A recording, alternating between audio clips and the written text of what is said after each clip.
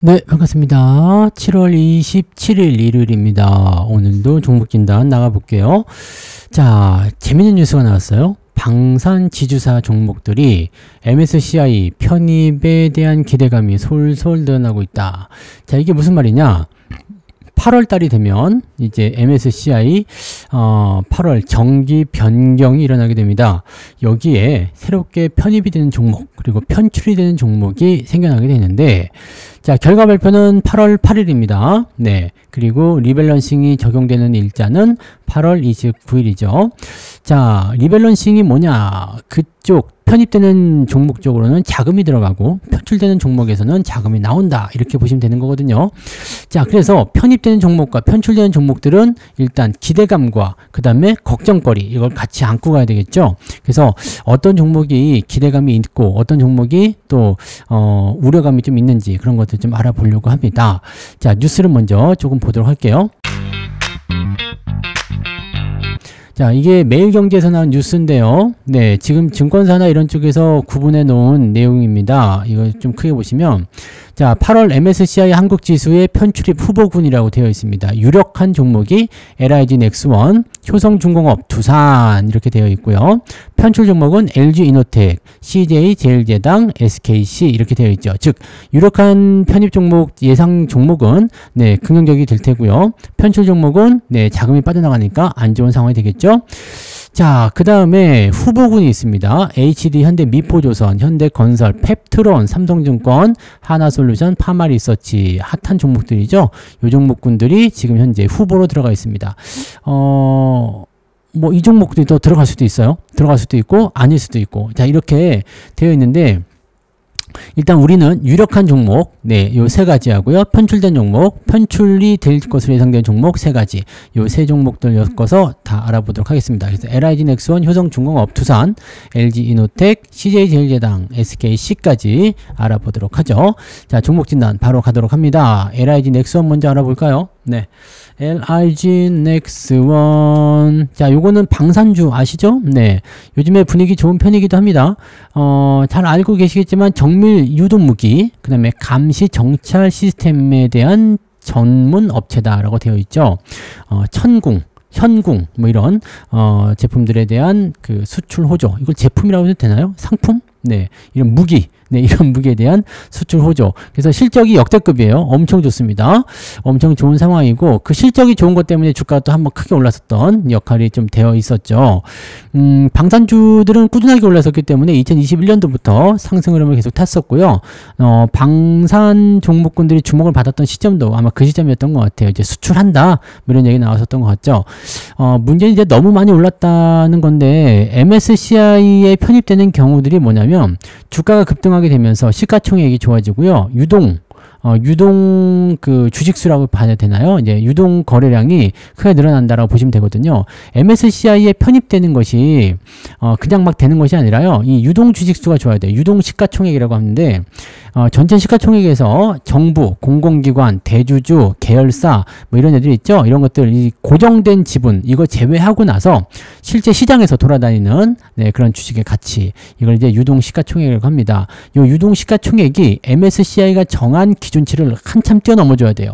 근데 주가가 많이 올랐잖아요. 그러니까 이거는 거기에 해당이 된다라고 얘기가 나오는 부분들이죠. 자, 이렇게 해서 편입이 되면 뭐가 되느냐? 뭐가 될까요?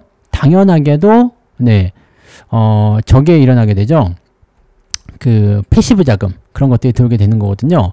자, 그렇게 패시브 자금이 들어오게 되면은 네, 자금이 상당히 네, 강하게 유입이 될 수 있는 상황이 되면 되는 건데, 자, 이렇게 되면은 얼마 정도가 되는 걸까요? LIG 넥스원 같은 경우는 5,116억이라고 되어 있었죠. 아까 기사에서. 자, 5천억 정도가 들어온다. 와, 엄청난 금액이 들어오니까 주가가 더 올라갈 수도 있겠구나 라고 생각이 될 수도 있는 얘기가 되는 겁니다. 자, 그런 형태. 자, 근데 지금 주가 상황은 조금 애매합니다. 그죠? MSCI 지수에 편입된다는 게 주가가 많이 올랐기 때문이다 라고 평가가 된다면, 오히려 이런 그 기대 자금들이 들어오는 그 상황까지는 긍정적으로 볼 수가 있는데, 주가가 과연 이 정도가 네, 적당한 수준이냐에 대한 일단 숙제는 남아 있을 수밖에 없겠죠. 물론 실적, 수출이 계속 잘 돼서 긍정적일 수도 있겠습니다만, 글쎄요. 지금 라인대가, 네, 살짝 애매한 구간입니다. 자, 그 다음에 이격도 좀 벌어졌죠? 최근에 4월달부터 또 엄청나게 올라간 부분이 있어서 시장이 올라가니까 그런 내용들이 있었기 때문에 약간은 좀 쉬었다 갈 수 있는 구간이 좀 나오지 않을까 생각합니다. 자, 지금 지지라인대로 본다라면 이게 급등하기 직전 수준, 즉 실적에 의해서 급등하기 직전의 수준이 이제 45만원 정도거든요. 요 정도면 이제 지지선 형성하는데 문제는 없을 것 같아 보여요. 자, 전고점을 넘지 못한 상태에서 주가가 꺾이면 별로 안 좋은데 이렇게 횡보가 나가게 되면 나쁘지 않을 수도 있습니다. 지금 당장은 매도하실 만한 이유는 없어 보입니다. 자, 50만원대 위상에서도 지지선이 또 있기 때문에 주가가 한 방에 밀린다거나 그럴 것 같지는 않고, 일단은 횡보를 좀 거듭하지 않겠는가. 네, 생각됩니다. 왜냐면 MSCI 기대감도 있고 또 패시브 자금도 들어오고 외국인 매수도 꾸준하게 들어오거든요. 그러면 주가 떨어질 만한 이유는 많지 않죠. 단기간에 많이 올랐다, 차익 매도 들어간다 해가지고 다른 쪽으로 넘어가는 경우는 있겠지만 주가를 완전히 망가뜨리지 않는 이상은, 네, 현재 시점에서는, 네, 매도를 해야 될 이유는 없을 것 같아 보입니다. 자, 지지라인 때는 50만원 잡아주세요. 근데 50만원도 상당히 높은 수준이에요. 왜냐면 저기 지금 가격이 60만원이잖아요. 50만원까지 빠진다 그러면 거의 한 20% 빠지는 겁니다.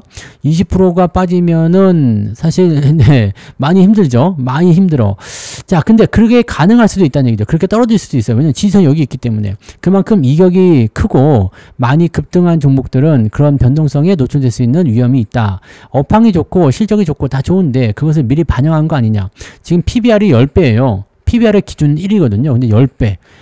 퍼 같은 경우는 53배. 네, 어마어마하죠. 부채 비율은 420%, 유보율은 1000%.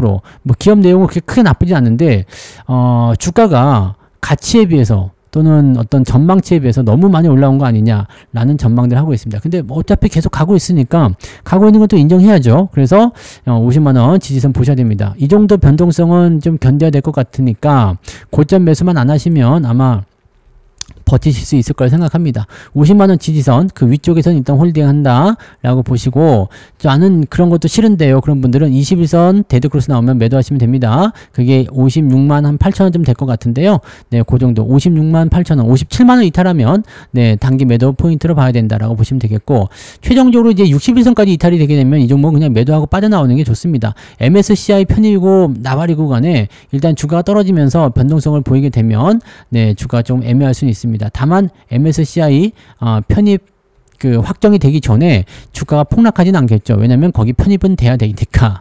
네, 그런 쪽으로 생각하시면 됩니다. 그래서 주가가 당장 많이 밀릴 것 같진 않아요. 옆으로 좀 누워줄 것 같은 느낌이긴 한데, 뭐 올라가는 형태의 느낌들은 일단 이쪽으로 수급이 몰려줘야 되는데 지금 상황이 또 그렇게 녹록지는 않잖아요. 그래서 지금은 이제 횡보를 통한 어떤 박스를 좀 만들지 않을까 생각되니까 그런 정도로 체크해 주시면 좋을 것 같습니다. 네, 자, 그 다음에 효성중공업 볼게요. 효성중공업은 변압기, 네, 변압기, 차단기, 초고압 전력기기 뭐 이런 쪽입니다. 북미 시장에서 엄청나게 터진다는 얘기가 있죠. 또 데이터 센터 확충하는 이야기들, 그런 부분들이 있었어요. 자, 그래서 계속 상승하고 있는 모습이고 실적도 굉장히 좋습니다. 물론 이제 현재 시점에서는 과매수 국면 들어갔기 때문에 조금 애매합니다. 자, 근데 최근에는 주가가 너무 올랐죠. 그래서 MSCI에 편입이 될 수 있는 조건은 갖추고는 있는데 실제적으로 이게 너무 급하게 올라갔기 때문에 이거는 좀 아닌 것 같은데요. 변동성이 나오게 되면 안 되잖아요. 라는 식으로 나올 수도 있어요. 물론 다른 기업들도 급하게 올라간 감이 좀 있죠. 근데 효성중공업은 생각보다 더 급하다라는 식으로 얘기가 나오는 거죠. 지금 이것도 100만원이 넘었잖아요. 네, 100만원 넘게 올라가 버렸기 때문에 이게 순식간에 이렇게 큰 상승을 해버린 거예요. 이것도 23년도 또는 뭐 그 전부터 주가 상승했고, 이게 지금 보시면 2020년도에 8,000원에 불과하던 종목이에요. 그러니까 이게 100배 간 거예요. 100배. 100배가 넘게 올라간 거죠. 그러니까 어마어마한 상승을 해버린 종목이 바로 효성중공업이다 이건데, 야, 이 정도까지 올라가면 물론 이제 자격은 있을 수 있겠죠. 네, 자격은 주어질 수는 있는데 쉽지도 않을 것 같다 판단되긴 합니다. 네, 자, 지금 퍼나 PBR 모두 다 높아요. 왜냐하면 많이 올랐기 때문에. 뭐 실적이 많이 빵빵 터진다고 하더라도 저런 부분들은 좀 부담될 수가 있겠죠. 근데 역시 마찬가지입니다. 상승하고 있는데 뭐 어쩌라고. 네, 무슨 말인지 아시겠어요? 상승하고 있는데 뭐 어쩌라고. 이게 무슨 얘기냐면요, 주가가 상승을 하고 있을 때 추가적으로 떨어질지 아닐지 그거는 우리가 알 수 없다는 이야기예요. 또 상승을 하고 있기 때문에 상승 추세에 의한 그런 매수가 계속 유입이 되는 거거든요. 더욱이 중요한 것은 추세가 살아있어요. 네, 21선 추세를 끌고 올라가잖아요. 21선과 굉장히 가깝죠. 이렇게 올라간 주식은 상당히 오랫동안 올라갈 수 있습니다. 그래서 지금 이 종목은요 5일선이 기준이 아닙니다. 네, 급등한 모습이지만 5일선이 기준이 아니고 5일과 21선이 데드크로스가 나올 때가 매도 타이밍입니다. 그래서 이 종목은 매수를 따라 들어가기는 어렵지만 갖고 계신 분들은 5일과 21선 데드크로스 나오기 전까지는 그냥 계속 홀딩 하셔도 됩니다. 자, 그리고 조정이 들어간다고 한다면 61선에 따라붙어서 지지가 나올 텐데 그 지지가 나온다면 어느 정도 85만원 90만원대 지지선 나오고 한 번에 무너지진 않을 것 같다는 얘기죠. 왜냐면 전력기기에 대한 수요는 계속 증가하니까요.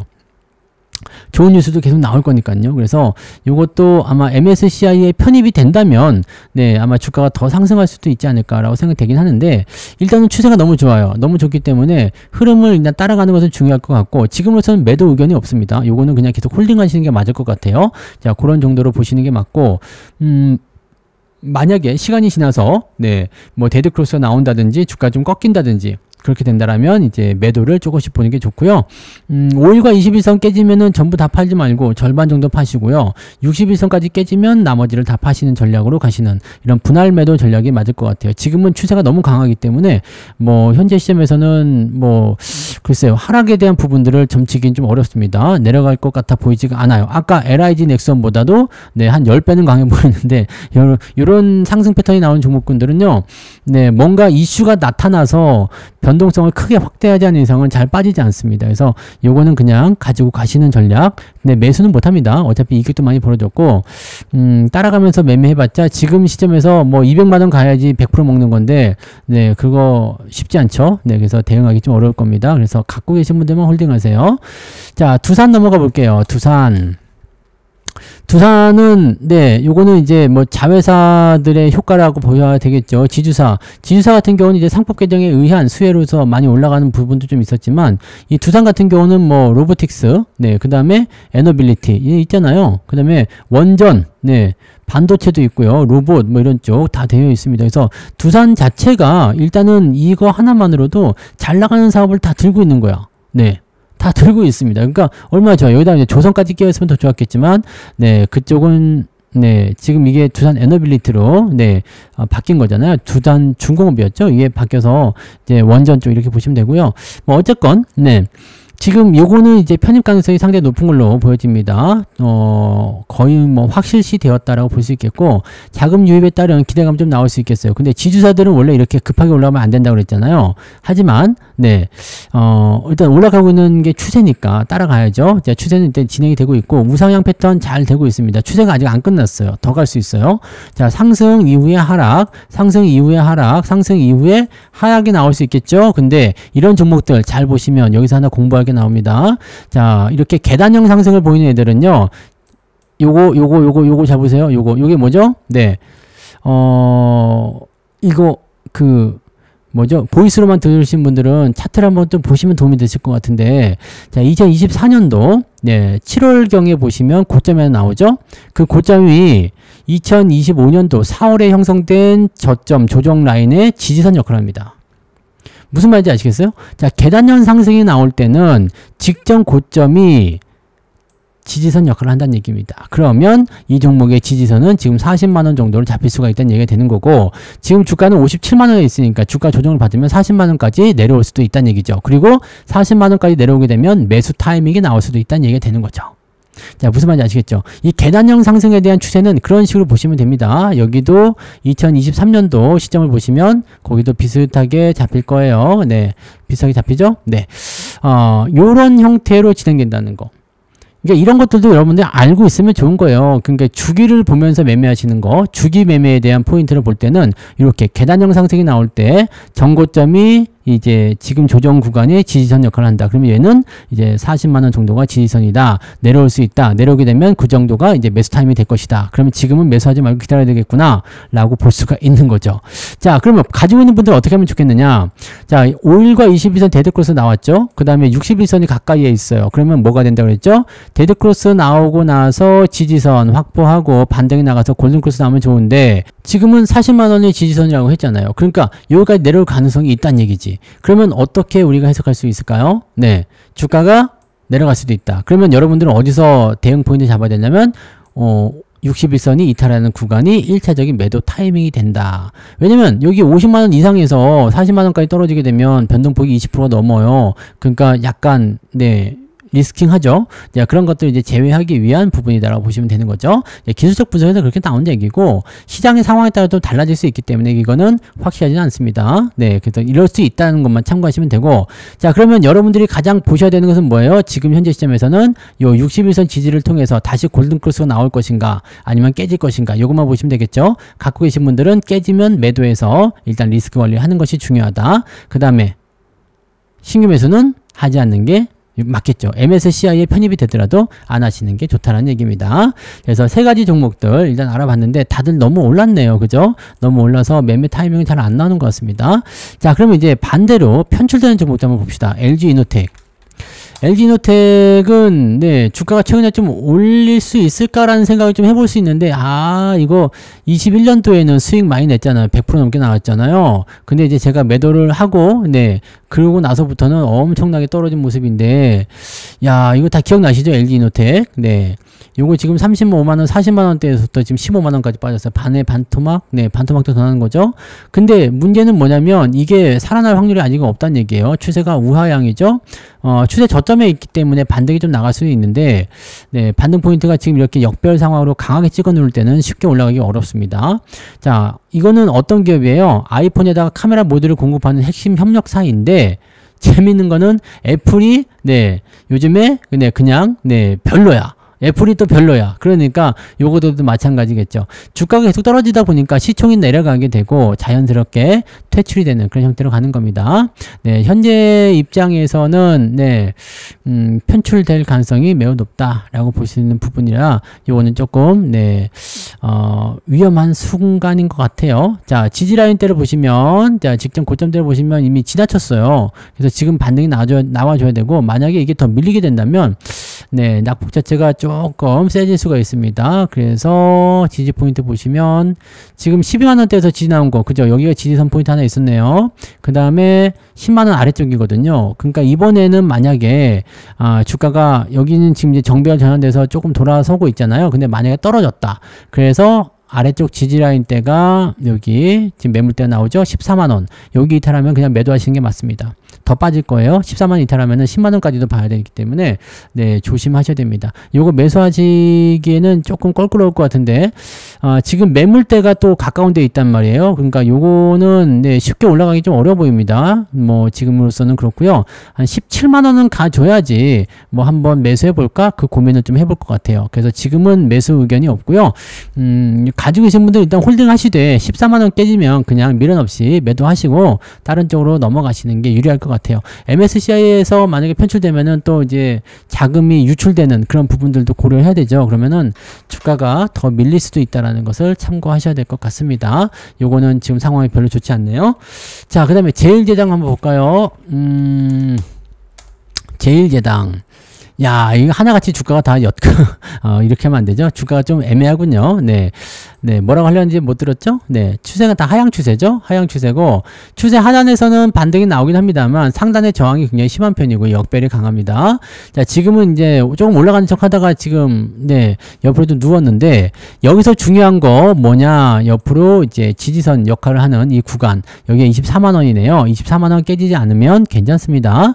뭐, 식품은 나쁘지 않은 것 같아요. 유통이나 뭐 이런 것들 봤을 때 괜찮고, 비비고, 이게 비비고잖아요? 네, 그 다음에 이제 아미노산, 이런 쪽으로 이제 해서 종합식품 사업으로 이제 그 사업을 영위하고 있다 이렇게 얘기되고 있는데 약간 이거는 이제 확정적이다라기보다는 위험 구간에 좀 진입했다. 그러니까 주가가 더 나빠지면은 안 좋을 수도 있다. 여기서 주가가 좀 올라가야지 좀 살아날지 않겠느냐라는 식으로 나오긴 하겠습니다. 근데 주가가 워낙 안 좋죠? 네, 원장 안 좋습니다. 그래서 반등이 나오려면 네, 조금 시간이 좀 걸릴 것 같기도 하고요. 반등이 나오면 시간이 걸려요. 시간이 걸리고 지금 24만원 지지선 무조건 지켜줘야 되고요. 이탈하면은 주가 더 빠진다 보시면 됩니다. 자, 추세 하단으로 봐야 되니까 이거는 추세 지지선이 지금 어디에 또 있을까요? 네. 없어요. 네, 거기 밀리면 없습니다. 그래서 어디까지 빠질지 모르겠어요. 그러면은 추세적으로 본다면 20만 원까지 밀려버릴 가능성이 높기 때문에 변동성이 굉장히 클 수 있겠죠. 조심하셔야 되겠고요. 수급도 계속 밀리고 있네요. 하향 추세 좋지 않습니다. 요거는 네, 주의를 좀 하셔야 될 것 같은데요. 요거는 제가 보기에는 네, 매수 같은 거 하지 마시고요. 만약에 17만 원 넘어갔다 그러면 여기 17만 원 아니죠. 여기 30만 원 요까지는 봐야 되는데 그래도 네, 안심하기 좀 어려울 것 같은데 네, 일단은 매수는 지금 현재쯤에서는 네, 그다지 썩 훌륭하지 않은 것 같습니다. 가지고 계신 분들은 네, 24만원, 24만원이죠? 24만원. 지지가 돼야 되는데, 여기가 지지 안 되면 일단 매도를 해야 될까요? 네, 그런 거. 24만원보다 좀 아래쪽? 네. 한 23만원? 네, 그 정도. 이탈하면 그냥 매도하세요. 매도하시는 게 유리할 것 같습니다. 이거는 지금, 네, 월봉 추세 반등이 좀 나가려고 하는 모습이라서 조금만 돌려주면 괜찮을 것 같은데, 만약에 이게 밀려버리면 이 답이 없어요. 지지선이 없거든요. 그래서 어디서 지지를 받아야 할지 모르겠습니다. 그러니까 요거는 더 빠지면 안 좋을 것 같고, 이평선이 지금 월봉상 이평선이 네, 보시다시피 이렇게 역별로 전환된 지 이제 초입이거든요. 그래서 상당히 오랫동안 좀 더 하락할 수도 있을 것 같다 생각이 좀 듭니다. 이거는 뭐 기업 내용은 지금 나쁘지 않은 것 같은데 뭐 때문일까요? 실적이 안 좋은 걸까요? 주가 계속 내려가는 게 업황의 부진도 아닐 것 같은데 요즘에는 K푸드 좋아서 그런 것도 아닐 것 같은데 일단 기대는 해봐야죠. 예, 현재 시점 23만원 정도, 22만원, 23만원 요 정도 지지가 되면서 돌리기를 기대를 좀 해봐야 되고요. 당장 돌리기는 좀 어려울 것 같아 보이고 반등을 좀 기다렸다가 대응하실 필요는 있을 것 같습니다. 그래서 그 정도까지 체크하시고요. 매수는 네, 저는 안 할 것 같습니다. 네, SKC 볼게요. 네, SKC도 편출된다고 하는데 얘는 가능성은 계속 대두가 돼요. 대두가 되는데 그래도 좀비처럼 살아있는 기업 중에 하나긴 합니다. 네. 요거 지지선이 있어요. 지지선이 가까운 데 있어요. 여기. 네. 그래서 지금 9만원, 10만원 정도 라인대 지지선인 거고요. 여기가 제법 두껍습니다. 그래서 요 밑으로 빠질 것 같지도 않고 얘한테 걸 수 있는 기대 중에 하나는 뭐냐면 유리기판이죠. 유리기판. 네. HBM이 유리기판 도입한다 그래서 거기에 대한 기대감을 주가가 올라가게 되면 편출은 안 당할 가능성이 높습니다.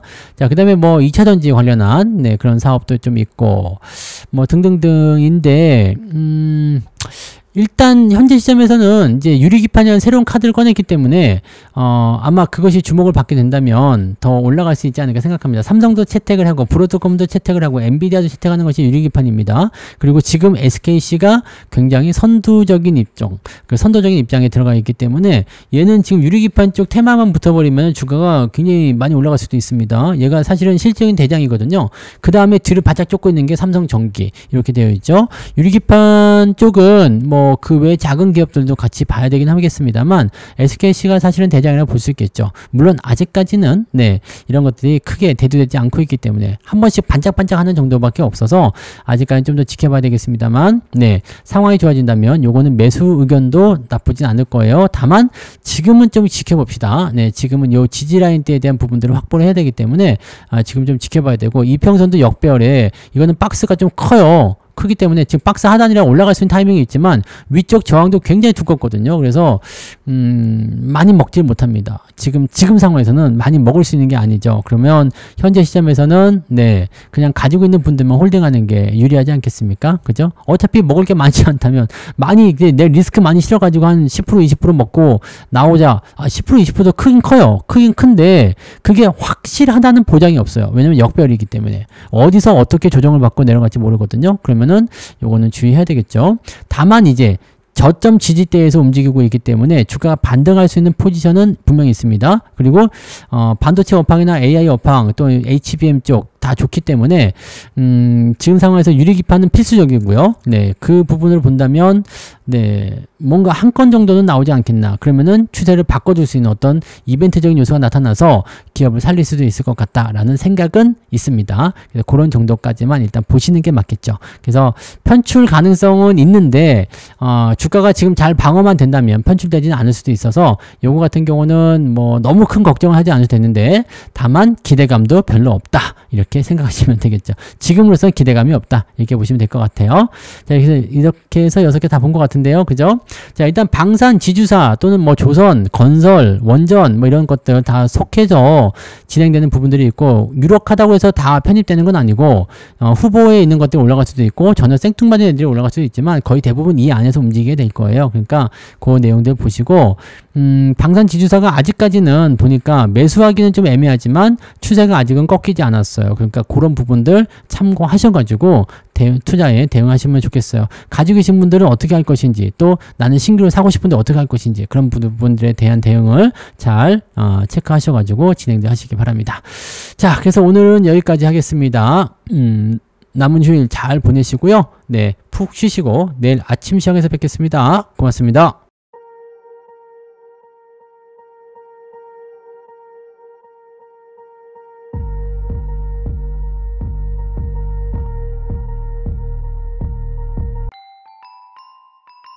본 방송에서 제공되는 모든 정보는 투자 판단의 참고 자료이며 투자의 최종 책임은 본 방송을 이용하는 본인에게 있습니다.